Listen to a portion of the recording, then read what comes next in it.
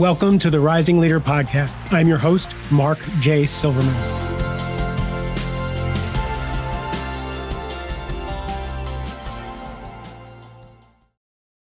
Okay, you've listened to this podcast for a while, so you know the topics that we talk about. We talk about leadership, we talk about business, but you know I pepper in a little bit of Michael Singer, my spirit animal. We talk a little bit about Byron Katie. We bring in Eckhart Tolle. We bring in consciousness. We talk about all kinds of things and how do we use leadership for personal and spiritual growth. That's the thing I've been passionate about, and you follow me along. You are too. When my friend Steve Schlafman introduced me to our next guest, I started doing some research. I said yes already because Steve always sends me good people. But then I started to see that this is a kindred spirit. This is me 25 years ago. Not to say that I'm more spiritually mature, but I'm just a lot older. But when I looked at the name of his new book that's coming out, I think in October. Is it coming out, Scott? Is that coming out in October? That's correct. October 7th. So we use leadership for spiritual and personal growth. The name of Scott's upcoming book is Conscious Accomplishment: How to Use Personal Achievement for Spiritual Growth. How's that for perfect for this? I mean, man, we are 1-to-1. So cool. I'm not letting you talk yet because we have to do your official introduction. Anyway, kindred spirit on the podcast. I'm excited to talk to Scott. Scott Britton was the co-founder of the software company Troops, which was acquired by Salesforce in 2022. Salesforce is a behemoth of SaaS technology. So he's done well for himself. But along the way, he's learned a few things, about being an entrepreneur, a community builder. Now he's the CEO of Conscious Talent. He's the host of Evolution FM podcast, which is really cool. He's got some great guests and the author of this upcoming book. And now he's our guest on the podcast. Scott, thank you for being here. Mark, it's a pleasure to be here, man. I'm excited to dive into all these topics that are near and dear to both of our hearts. So let's talk about your origin story. You're a tech bro. You did good. You built a company. You sold it. You're building a family. What is your origin story as far as moving over into consciousness and basically expanding that awareness? Yeah, I mean, I think you're kind of classic, like all-American kid. Like great athlete, great in school. Went to Princeton. Was captain of the football team. Got into tech. Was kind of like living the you're killing it, dude. And it wasn't really until my late 20s where my mom actually said something to me. She's like, you used to laugh so much more in high school. Like, when did you get so intense? And that kind of just hit me like a hammer because I knew she was right. Like I had in my desire to build the perfect life with all the external success and friends and money and all this kind of stuff. I realized I just lost a lot of joy. And in the middle of building my last business, I actually didn't really realize it at the time, but looking back, I was quite depressed. What did you trade your joy and that laughter for? Validation. And I also think there was external validation, but there was also this incessant drive inside of me to be perfect at everything. And so I adhered, Michael Singer, who you mentioned, calls the voice in the head. My voice in the head was okay, we got to crush the to-do list. We got to do the workout. We got to go out. We got to have the most friends. We have to make the money. It was just nonstop. So basically your self-worth was hooked to your accomplishments. 100%. 100%. And if I didn't do those things, I felt like shit about myself. And so I was on this treadmill of just constantly needing to accomplish things and get things done for a temporary blip of happiness until I was off to the next one. Right. It was a never ending game. It's so interesting because we look at guys like you who seem to have it all and have that smile while they're building things. And we never know what's going on underneath. Right. Every one of us has a worth issue. So mine would be, I need to be useful in order to be worthy. Yours is, I need to accomplish in order to be worthy. Other people, I need to be in control. Everybody has their little recipe of how they get worth, and that drives them forward. And it drives some of us to super success, like it did for you. Yeah. And it's funny because you can't see that. Like you can't see where it's coming from. And by the way, I would add, I was a very good performer. Like I did have the smile on my face along the way, and that was part of the gig, right? Is to be likable and to get everybody to like me. And we can get to this, but yes, eventually at some point I realized all of this behind all of this was a deep sense of worthlessness. Hmm. But I didn't realize that in the beginning. What I Did did know though, what I said I did know though is that I got to a point where I'm like, okay, I've been doing this whole game for a long time and this ain't working. And there's a lot of people around me who've achieved a lot less, who have a lot less money or status or, less pretty girlfriend or whatever. And they seem to have a lot more joy than I have. So where did I go wrong? What was the sign though that you weren't having the fun that you thought you should have? Well, I think, my mom made that comment, which was like a distinct pause, like, whoa, she's right. And then I just remember, you know, just being so tight and intense and being around people who like there's a story in my book of this like another one of those aha moments where I was like around this barista who was just laughing her ass off, right? And I was sitting there and I was like, here I am, on top of the world, quote unquote, killing it. Yet I never laugh like that. I never have that freedom. I never have that sense of just ease and care and like really, not a care in the world. And am I really doing it right? You know, and it eventually just became really clear, right? That it was like, okay, like whatever I'm doing is just, it ain't it. And what happened is I had a buddy of mine. I'd been a meditator for 6 years at this point, which was part of my biohacking optimization protocol, right? And I had a Yeah, buddy of like mine who, it's like yoga competitions. yeah, exactly. It's like, okay, did I do my 15-minute headspace thing today? Check, sweet, on to the next. And a buddy of mine had invited me to an ayahuasca experience. And I had never done any drugs in my life. I mean, I drank, but like no real illegal substances. And in my desperation to get out of my suffering, I was like, you know what? F it. Why not? A lot of entrepreneurs have done this and have said it's helped them have a more perspective. And so I'm going to do it. And that was my first real altered state of consciousness. And there's a lot of things that happened in that experience, but one of the distinct ones was that it felt like I had made contact with an inner presence, an inner source of wisdom that I had never touched before. And this presence was loving. It was wise. It seemed to know everything about me and the world around me.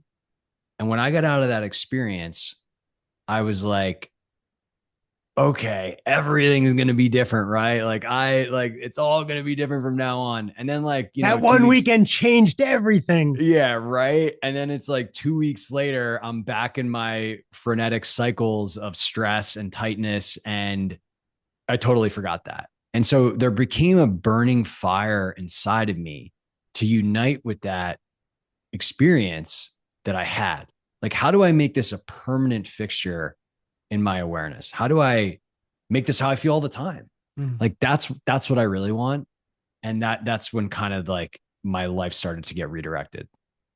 So you started to bring what kind of practices and what kind of books, what kind of stuff did you start bringing in? Yeah, well, I think I did what a lot of high achievers do is they when they get into kind of consciousness or spirituality or mindfulness is they apply the same ambition to this new pursuit. So, all of a sudden it was like, yeah, I was reading Michael Singer and Joe Dispenza. I was doing swapping all the podcasts, the biohacking and the Tim Ferriss and the Huberman or whatever was around back then for what are spiritual people saying, right? I was trading happy hour for Kundalini yoga or some esoteric event. I mean, I was just drinking out of the fire hose, and it was a really fun time. But I also just felt like I was just like hacking away without any direction. Mm-hmm. And then I also did more plant medicine, and I eventually got introduced to a teacher through a coworker where I had been experiencing some with all of this like opening, I would call it. My body was doing all these crazy things. And I was like, I don't know what is happening with me, but I feel really off. And a coworker's like, I think you should talk to this lady. And they didn't really say a lot about who she was or what she did, but similar to how I felt when I joined the plant medicine experience, I was pretty desperate for help. And that woman ended up becoming my teacher, who I still work with. And she kind of like broke it down of like, okay, like here's what's happening to you, and here's where you could go. Do you want a part of that? Mhm. This is such an important part of this journey because I think I introduce my clients, and through this podcast, I've had my shaman on my podcast several times, uh, to this new way of life, to this new opening. But this opening comes with its own challenges. And if you don't Oh yeah. have a mature, sound, grounded guide or teacher, it can be perilous sometimes because you don't know what's happening to you. It can be wildly disorienting. It can be scary. I mean, I remember reading the book Spiritual Emergency by Stanislav Grof and being like, okay, I'm not crazy, you know? And I think one of the common traps that people fall into if they have a big experience and they are kind of an all in type of person like I was, is there was this lingering question that I had, which was, okay, so I did the old game, the achievement game, right? And so, but now there's this new game, which is kind of consciousness spirituality. It seems like a more direct way to work on my well-being and fulfillment. And so, do I need to go all in on that? Like, did I just burn the wrong boats before? And what does that look like? Like, I'm running a company, I have an apartment in New York, like, I have a girlfriend. Like, do I need to just go become a monk? Do I need Is, to is Burning Man meditate? now my personality? Yeah, like, do I need to meditate 8 hours a day? Like, what the hell am I doing working in tech? Right. There's just like all of these questions. And again, very disorienting, very confusing. And there's more people having these experiences right now. So there might be more people to talk to. But when I had this experience in 2018, I didn't really know anybody who was into this stuff. Um, and so it was this meeting, this teacher was very fortuitous. And what she clarified for me in our first conversation was that I didn't need to quit my job. I didn't need to, make new friends. I didn't need to like stop making money. I didn't need to do any of that if I really was committed to my evolution. I just needed to start to notice my relationship to everything and use that as a way to explore my consciousness and help me understand why I was reacting to the outside world the way that I was. Great. Can I slow you down right there? That was so beautiful. Thank God you found this woman. Amen. Because how many times have I heard someone say, you need to leave what you're doing, you need to come follow me, you need to come, these need to be your friends, these need to be your people. Who are open like that are so ripe for exploitation or cultish kind of things. Even if it's not a complete cult, there is always a culty vibe. And what your teacher said was, it's not you, we're not taking you out of your world, we're having you create a new relationship with the world that you're in. And I think that was beautiful and sound. I'm sorry to interrupt you. I just wanted to like Yeah, no, the I think importance of that. I think you're spot on, right? And it's not a common thing message you hear amongst a lot of people in this whole just kind of like spiritual ecosystem, right? I think it's why there's a lot of confusion, and there's nothing against like coaches, but like most people I know, like, okay, well, if I go down this route, does that mean I have to become a coach? Does it mean I have to become a It's the only therapist? way I can make a living now. Does it mean I have to do something spiritual for a career? Right? Because, slinging tech software or whatever you're doing doesn't really seem very spiritual. And Ironically, Michael Singer, ran $1 billion a hundred percent, tech dude. corporation, right? 100 exactly. And so like that insight really gave me permission to basically start to just deeply embody exactly where I was, but to begin to use it as a vehicle for my own awareness and transformation. Love it. Beautiful. So one of the reasons I'm excited about this conversation with you is because I'm in the world I'm in glass buildings. I coach executives. I coach international executives who have billion-dollar companies. They're not walking out on their success. They don't want to leave their success.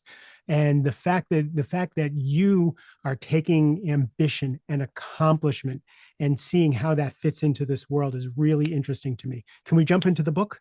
Yeah, let's do it. So the book, you have the book separated into three parts: working with your responses to life, which is what we just talked about, conscious accomplishment, and the evolution of accomplishment. Can you tell me about the book and why it's structured that way? Yeah, well, I think there's kind of like a sequential number of questions that I wanted to answer for the audience, which are the questions that I had. And the first question was like, okay, if I want to do both, how the hell do I do this? And so the first section, working with the response to life, it centers around a practice that and a few belief systems really that my teacher gave me that kind of opened up things in a big way for me. What she told me to do is every time you're disturbed or resisting something, I want you to take note of it, and then we're going to go into it and we're going to look at what's there. And so I had this note on my phone that I used to call it my freedom log. And every time I was triggered or annoyed, I would write down what happened. And she basically taught me a practice to uncover what was causing that in my subconscious. And so that kind of set the foreground of like, okay, I can be a startup founder and I can be using all of this for my spiritual growth. And believe me, there was a lot. Like I was like, holy shit, my life is a trigger fest and I didn't even know it. And by the way, I thought that was normal, Right? right? I thought that was a very normal way to be. And it is normal, but it's not natural, which is natural in terms of aligned with your true essence. Love that. I And that love it. was a distinction that I would later come to understand. So that was really the kind of the foreground. And then I think there was like this outstanding question and transformation and of like, okay, so I need to notice what's happening, mean what's relate to it, but how do I actually do this in a way in the pursuit of getting shit done? Because there's lots of additional complexities that come up that I didn't have to worry about before, right? And so when you're just focused on accomplishing shit, like it's pretty straightforward. Set a goal, do what you think is best going to make it happen, and that's it. But now that I'm holding two things, which is okay, I'm pursuing goals or pursuing whatever it is, and then I'm also using that for my spiritual evolution. That added component adds a lot of complexities. And so the second half of the book introduces the concept of conscious accomplishment, which is you don't have to abandon, your goals or your mission or whatever it is. You just have to use it to inform the consciousness work. And then as you do that, that will shift how the way you do things because you'll be operating from a higher perspective or greater awareness. And so yeah, the second part of the book is like the practicality of that. And there's lots of things that come up like, what do you do with attachments? What do you do with your desires? How do you measure your progress? What happens when you're in the middle of something, right? And your work triggering comes up. There's like all these little things you have to kind of master to really kind of live this lifestyle. And I call it a lifestyle because what we're talking about is making your entire life a spiritual practice. And that's not a 20-minute in the morning run off to work. It is a deep integration and perspective that cascades through every minute of every day. And I know that can sound like a holy shit, like, why would I sign up for that? It sounds exhausting. What I've found and what I've seen time and time again is that people that start to operate this way, the only thing that happens is their life gets richer and more magical and often more successful. And often more profitable. And that's the thing I always want to put together is that, the funny thing about the surrender experience, you do a whole video series on surrender on your YouTube channel. And I just finished day before yesterday my second reading of the surrender experiment. I read it when it first came out, and then I just for some reason picked it up again. And the thing that I missed about, and for people who are not familiar with it, it's a Michael Singer book, and it's Michael Singer's journey through surrendering to life and just kind of taking up whatever life brings him and jumping in and living that way. And I had a certain thought about that when I first read it, and I've kept that thought about how he went about that for the last decade and a half. Then I reread it again just this past week, and I realized that it wasn't that he surrendered, that it was a passive thing.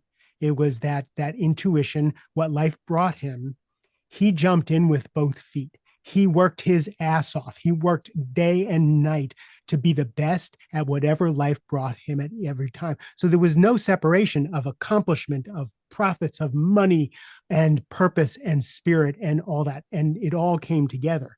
And it took me 15 years to hear that. And you're putting it together in a step by step in this book in such a beautiful fashion. Like every title of every chapter to me is like, yes, he hit that. Yes, he hit that. That's so good. So Thanks, man. who's the book for? The book is, I'll answer that, but I want to talk about the surrender experiment for a second, because, and just a point, like a example, clarification that was really useful for me, because I read this surrender experiment and I was like, okay, this sounds great, right? I just have to like stop trying so hard and let things come to me and good shit will happen. But like some of the things that he did where it was like a person shows up and asks to like live on his land, he's just like, yes. It was just like, do I say yes to everything?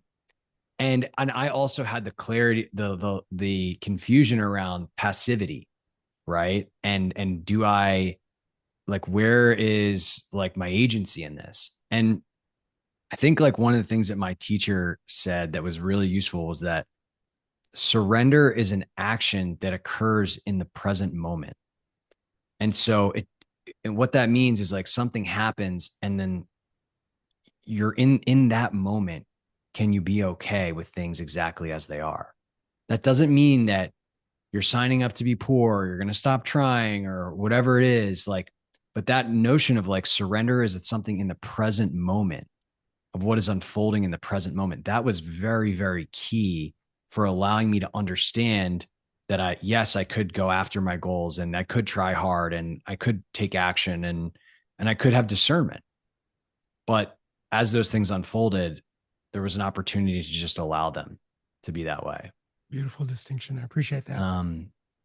Yeah. And so I think this book is really for, I would say, people that have traditionally been pretty performance oriented, high achievers, ambitious people, and they kind of are at the end of the rope. They realize, okay, there's got to be more here. This isn't as great as I thought it was. And they may have heard about spirituality or consciousness and are curious, like conscious curious is a word I've heard a lot, but they aren't sure how the hell to make this work with their existing setup, right? Like, how does that CEO who's running $1 billion business really devote himself to this while he's running $1 billion business? Like, that's not an obvious thing. And I wasn't running $1 billion business, but I was running a business and I didn't know. And so I think it's for those people. And I would also say it's for people that have made that choice, right? And are looking for the practicalities and the tactics. Like, how do I show up on a day-to-day basis and really kind of do both at the same time? Right. Again, I really like the practicality of it, because if you use it for your day to day, it's really getting yourself free of the way you're imprisoning yourself. So like you talked about the triggers. How fun is it to go around your day being triggered and angry and scared and all these things? If you can take a couple of minutes and use some of the practices in your book and some of the books that we just talked about and cut the cord to a trigger. I tell my clients all the time, if you walk into a boardroom and you have an agenda and someone stands up and does something that triggered you yesterday, but it doesn't trigger you today, you now have power in that meeting that you didn't have before. You now have influence in that meeting that you didn't have before. The one who's grounded and centered in a meeting has the power, because everybody else is in their little kid, automatic totally responses, right? So this stuff it frees you up to be present and to alive and to be in relationship and to have intuition and creativity. You're nailing it, man. When we're reactive, it's like we have the blinders on. Like, all we can see is the thing that bothered us that, by the way, is likely informed by some event that happened to you when you were a 5-year old. And so you miss all of the expanded opportunities. You don't have the clarity.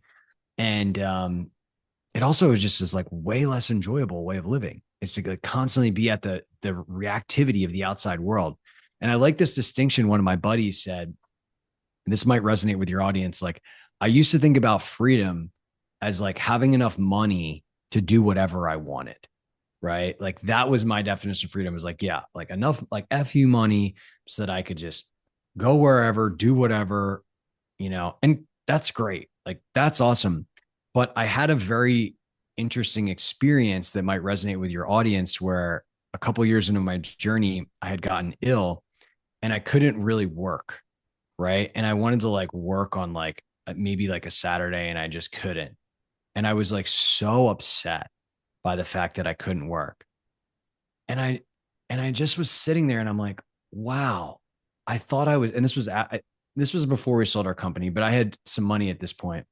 And I was like, wow, I thought I was free. Yet here I am struggling because I can't do work. Like that's not freedom. When you have such a conditional sense of well-being that's dictated about everything going your way, that is not freedom. And I think that the money thing is a form of freedom, but there's a much, much more bigger sense of freedom that you can have. It's 100%. Like I coach this billionaire in Europe, and when we started, he spent a lot of time telling me how rich he was and about his yacht and his jets and all this stuff, and I'm like, whatever, that's fine. And I said, how much time do you spend doing things you hate? And he says, oh, probably 70, 80% of the time, most of the time. And I said, oh, so I thought you said you were rich. And he's like, I am rich. I said, I'm not rich. I spend maybe 10, 15% of the time doing things I don't feel like doing. I said, most of the time I'm pretty free. I said, you don't seem free or rich. And he was like, grr, and then signed right up. What happened? So let's go 6 months further. We just finished our 6-month engagement. And he said, Mark, he said, I was at the end when we first got together. Like he didn't admit it. I knew it. I could see it. But he was like, I couldn't get out of bed. I couldn't, like the yacht, the Wow. jet, the house on the ocean. None of that stuff. His beautiful family. He couldn't get out of bed. He didn't want to go to work. He says, I didn't tell you any of this. I knew it, right? But you got to wait till someone shares that with you. So I know, like, fuck you money does nothing for you. What is it, Jim Carrey, who said, I hope you get everything that you Yeah, want, so you can find out exactly. that it's not it. Exactly. I've gotten everything I've ever wanted and more in my life. Honest to God, I started out homeless. I have had everything I've ever wanted. And the day I found out that it wasn't it was so scary and so depressing. And I felt like, what was the point of any of this? Mm. And then a few steps down the road, a little more soul searching. Oh, freedom. None of that was it. All of the things that you're talking about here are it. These are the things that are going to inform and have you have joy in your children and your spouse, and then in your business and in your personal life. Like this is what's going to bring that. Can I ask? I'm going to ask some specific questions because I thought this was really cool. And this is something that people ask me about all the time. And I think you have a much better answer. Ambition, clean fuel or dirty fuel? Like, Mm. what do I do with this desire, this ambition, this drive? What do I do with that? And how do I make sure it's not cotton candy that, just gets burned up and it's an actual real fuel? Yeah, I mean, I think this was a big question that I had, where it's like, okay, I've wanted to be the best at everything my entire life. And now I realize that a lot of that is coming from these unhealthy places, right? I was bullied as a kid. And so what was my strategy? It was to try to invalidate all those things by being good at everything. And that was what was really going on, but I couldn't see it. And so, eventually so at first there was a real like judgment of ambition. Like, oh yeah, there's that part of me that, isn't good enough, that needs to like do a lot of stuff. But that wasn't really satisfying for me either. Was to like not go out and like sink my teeth into things and do stuff. Right. Like I kind of like flipped to the opposite pole on that. And I was like, well, this kind of sucks because I have all this energy and, I'm here. Like I want to do stuff. And, I started to learn that like ambition in itself is neutral. There's nothing inherently wrong with ambition. And you can look at some of the greatest spiritual teachers in the world, people that kind of like upended the status quo. You got to be an ambitious dude to do that. Like straight up. Like that is ambitious. That is an ambitious thing to do. And so what matters is the context of the ambition. Where is it coming from? And I use this metaphor of clean fuel or dirty fuel to describe, what is driving it, right? And so dirty fuel is ambition that comes up from probably many subconscious patterns around not being enough, not needing more, wanting to be special, right? All of these things that are just probably coming from a childhood wound that you're not aware of. And you can start to notice that context again by noticing your reactions as you move towards things. Right. And so it's like when someone else gets the credit and I don't, how do I show it? Like, and now I want to be the best. Like, where's that coming from? When another company gets mentioned and we don't, and I feel like shit about myself and I'm like, all right, we're going to crush it. Like, where is that coming from? And it's probably not coming from love or joy or harmony. It's coming from your patterns that were developed as a kid. And so, and the problem with running on dirty fuel is like you can go a long time, but just like a car, like eventually that bad boy is going to run out of gas and it's going to break down. And that's when people burn out. And Women clean burn fuel. out and men generally blow shit up. Yeah. I mean, it's just bottom line, it's not a good outcome. Right. And it's unsustainable. And clean fuel, as you start to do a lot of this work, what I notice is there starts to be this kind of contact with a deeper essence, an essence that is more unconditionally okay, more loving, more joyous, more present, more inspired. Right. And so like that aspect of ourselves, as it becomes more dominant and we clear a lot of those patterns, that starts to come through and we start to feel really genuinely inspired to do things and doing things from a sense of contribution and genuine love for our brothers and sisters around us. And that is the clean fuel. And that type of fuel is the one that you can run on forever. And so although like dirty fuel might seem faster, probably because it's like what you've done, it's the clean fuel that's going to take you a lot further. And it's why I think for a lot of leaders, people want to find what's my purpose? Like, what am I here to do? Right? Like, what's that thing that really lights me up? It's my experience that when you start to work on the consciousness stuff, like coming into alignment with that and the inspiration, it starts to happen naturally. It starts to be kind of emergent versus figured out using the intellect. And yeah, when we align to it, amazing shit happens. Like life just gets better and it feels a lot more in flow. And you can still be very ambitious, but in alignment. And that's the magic. That's the magic spot for me.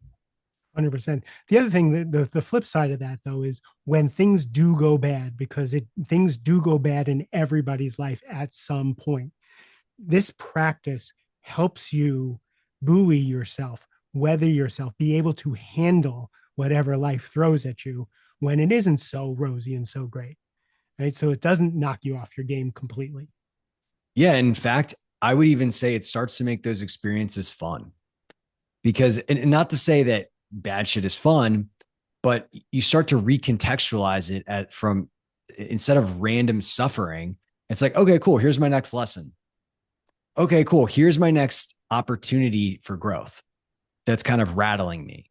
And, that's just a way better way to relate to those situations versus seeing them as like random misfortunes that suck. Yeah, when you're in the middle of it, though, it's Oh, okay. dude, I'm going through it right now. Yeah, it's okay. I'm It's going, okay. I'm going through it right now. It's hard, but I think you can either be a victim, right? And you can be like, why is this shit happening to me? Or you can be more of a creator and be like, okay, cool. How am I going to make use of this? And that's just, it's not easy. It still sucks. Way more productive though. Way more And productive, 100%. So my last question, and because I did not read this chapter and I want to know what it is, so you're going to give me the Reader's Digest version. The year of trust. What is the year of trust? yeah. So, if we think back to that example of writing down the things that I was triggered by early in my practice, uniformly, there many of these things came down to a lack of trust, right? Like, I don't know what's going to happen with my business. Why won't this person get back to me? You know, am I going to have enough money to pay my rent? Right. There was this like ambient writing these things down made it clarified to me that there was an ambient undertone of uncertainty equals I'm not okay Hmm. in my life. And it would show up everywhere. And so my teacher basically told me, we're going to work on opening your heart. And so we have a physical heart, we have an energetic heart, and it's something we're all born with. We all have it, but often it gets closed, right, by all the tough shit that happens to us. And in order for you to feel how you want to feel, like you're going to have to start to trust life. You're going to have to start to like rebuild this muscle of trusting that everything is okay. And so what I did was I tried to keep my attention throughout for a year on every time when I wasn't trusting. And so, I'd open up my bank account. How do I feel with that stomach in my pit? Right. Customer wasn't getting back to me. Okay. How do I feel? Right. And I would notice all these examples and I would write them down. And then I would go feel, in a kind of a practice, I would go feel that fear. I would face it. I would open to it. I would welcome it. And eventually I would allow myself to start to feel a sense of trust in that moment. So we're going to feel like Oh, I, all I the, got a question for you because yep. whenever someone spiritual talks about that kind of thing, I, like make the mistake of thinking that they're different. That when they say they welcome the fear, they don't actually feel the fear. They don't feel those icky feelings. And what you're saying is, I welcome feeling fear. I welcome feeling icky, and it's okay. Is that what you're saying? Yeah, exactly. And look, it's not easy at first, right? Mm-mm. It's very uncomfortable. But the more you do it, you start to realize like, oh, this is literally just a sensation coupled with ideas. And that I actually survived sitting in my fear of running out of money. 5 minutes later, I was going to get a coffee, like whatever it is, like I survived. Right. And by the way, I felt better after. And so, like, I mean, I think I spent 30 years of suppressing all of that and not facing it. And it was kind of like I had a bill to pay. It just made me a very like controlling, nervous, anxious person. And so I needed to kind of like start to like let some of that out. And yeah, it wasn't an overnight. I wasn't, naturally gifted at it. I just was like, I'm committed to getting out of suffering. And I know it doesn't have to be like this. And that carried me through. I've heard it said that earnestness is actually the only payment necessary for spiritual growth. I was just listening to Awareness by Anthony DeMello, which is like a really Great cool book. audiobook. Great book. And he specifically says it is the willingness that determines someone's destiny and their growth. And I completely agree. And that comes with just practice and time, Yeah. right? Like it gets easier to be willing because you start to experience the benefits. You're like, wow, okay, I've spent all this time working on trust. I'm okay if I don't know what's going to happen with my business. I'm okay if I don't know what's going to happen in my relationship. I'm okay. And wow, that actually feels like real freedom. That actually feels freaking great. I can just hang out in this uncertainty land and not get all disturbed. And yeah, man, you just got to keep going. You just got to keep using the opportunities that life gives you. Man, this was the Rich and Famous, Happy and Free and Spiritual podcast. This is everything you've ever wanted. Work in progress, my Right? friend, This as is always. this is you are I'm like bouncing back and forth between wanting to have just a wonderful, heated, awesome conversation with you and hosting a podcast, and it going back and forth, back and forth. I'm so excited for everything you've discovered, everything that the way you're alchemizing all the books that I read and recommend, all the wisdom and all those, and then your teacher, shout out whoever she is, lots of love to her, because every moment that you talk about her, I feel wisdom and groundedness, which is not usually the case. And I'm really glad for you. When does the book come out? Book comes out October 7th. So I'm not sure when this conversation is out, but if this resonated, I encourage you to check it out. We have an audio book as well that I read. So, that's your vibe. You can check it out there. Okay. And when the book comes out, I will have it in my hand and I will be showing it to you and suggesting it and reminding you to go get it. If people want to find you, where can they find you? They can find me on probably Substack is a good place. So you could search my name, Scott Britton. You could also find me on X at Britton. And I did want to plug my new business, Conscious Talent, because, basically what I learned is when I went on this path, a lot of good things happened. And eventually I became much more proficient in my ability to be a leader and my ability to get shit done from a place of groundedness. And I wanted to find the others. Like I wanted to find the others that kind of saw the world in a similar way and were committed to this kind of inner process and creating awesome things in the world. And that was quite hard to do. And longer story on the origin story, but we basically created a recruiting firm that partners with entrepreneurs who care about this stuff and helps them find aligned executives that are on a similar path. And for me, like I've just kind of seen what happens when there's not that alignment. It can be quite hard to do certain things and really be fully authentic. And so we're really committed to kind of connecting those types of leaders and helping them build companies in a new way. That's brilliant. Before you sent me the book and I went down that rabbit hole, I was all over that website, the Conscious Talent website, and thought it was such a brilliant idea to bring together employers and employees who are of like mind so that they can grow and prosper together. Brilliant idea. We'll put the links to all of that in the show notes. Scott, thank you so much for sharing. Thanks for going on your journey. Thanks for alchemizing it into understandable prose, and can't wait for the book to come out. Thanks, Mark. It's a real service what you're doing here. And, I love the show and I'm grateful for the opportunity. Thank you so much. Great. To everybody else, thank you for your time and attention. You're precious to me. I love you. Have a great rest of the day.